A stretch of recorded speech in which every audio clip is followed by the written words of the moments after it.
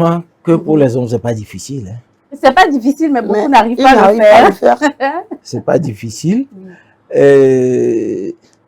La première des choses, je vais prendre le cas de ceux qui ne sont pas circoncis, par exemple. C'est vrai que nous sommes d'une culture ou d'une tradition où tout garçon est circoncis. Mais il arrive que, bon, certains ne sont pas circoncis. Et ces gens, premièrement, c'est vraiment eux qui doivent vraiment retirer le prépuce. C'est-à-dire que pour faire les toilettes intimes, retirer le prépuce. C'est un niveau bactérie. Effectivement, hein, pour isoler la glande, puisque tout autour de la glande, en dessous du prépuce, il y a des dépôts qui viennent, il y a des trucs qui viennent se déposer là-bas,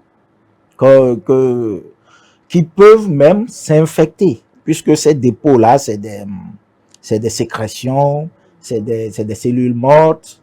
Et tout ce dépôt peut se transformer en un bouillon qui va favoriser le développement des bactéries. Et donc, ça va entraîner forcément des infections donc, il faut et c'est l'occasion de préciser que les infections, ce n'est pas que le lot des femmes. Les hommes aussi peuvent souffrir d'infections. Tout à fait. Donc, ces gens-là sont obligés tout le temps, pour leur bain, de retirer ça et de faire l'entretien avant de ramener le prépuce.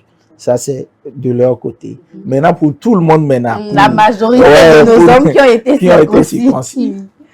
Il faut faire il faut vraiment laver, surtout la base au niveau de la base, dans les poils. Parfois, il y a des dépôts tout autour des poils. C'est des dépôts aussi, je ne sais pas, ça se passe dans les aisselles. Je ne sais pas, en tout cas, tout le monde va se reconnaître. Surtout ceux qui n'aiment pas se raser. Effectivement, il y a ça, parfois au niveau du pubis. Déjà, ça, c'est pas intéressant. Pas hygiénique. Bon, imagine, tu partages ton intimité avec quelqu'un et puis bon, voilà. Qui est obligé de supporter ça chaque jour. C'est pas bien. Tu es d'accord que nous souffrons, nous les femmes souffrent. Voilà, les femmes souffrent. Mais nous voulons que ça change. Non, il faut nous apprendre. Mais il y a certains hommes qui n'aiment pas. Oui, dès qu'on leur parler de ce sujet-là, ils pensent que ça touche à leur virilité. Ils sont sur la défensive, en fait. Je pense qu'il faut revoir la manière dont vous allez aborder le sujet. Pour de grandes personnes, prendre soin de soi avec Internet aujourd'hui, ça ne devrait plus être si compliqué que ça.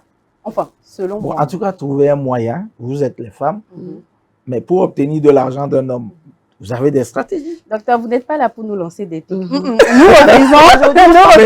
Voilà, montrez-le juste qu'on va faire, vu que nous n'y arrivons pas. Pour que les hommes acceptent. Nous allons nous baser sur vous. Voilà, donc à ce niveau, bien nettoyer les poils. Il faut vraiment bien nettoyer. D'ailleurs, ne pas trop laisser les poils, quoi. Il faut raser. Il faut toujours raser. Il faut raser. Bon, pour certains, ça donne des grattages. C'est-à-dire que quand on rase totalement, bon, ça les fait gratter tout. On peut juste raser pour que ce soit comme du gazon bien taillé là. Si vous nous donnez de l'argent, on peut tailler pour vous, monsieur. Mais moyennant quelque chose. Hein. Il n'y a pas de souci. Voilà, donc là, nous sommes d'accord. Vous voyez un peu. Donc, vraiment entretenir. Aller au niveau des testicules, laver là-bas. Maintenant, il faut aussi laver au niveau, dans la région anale.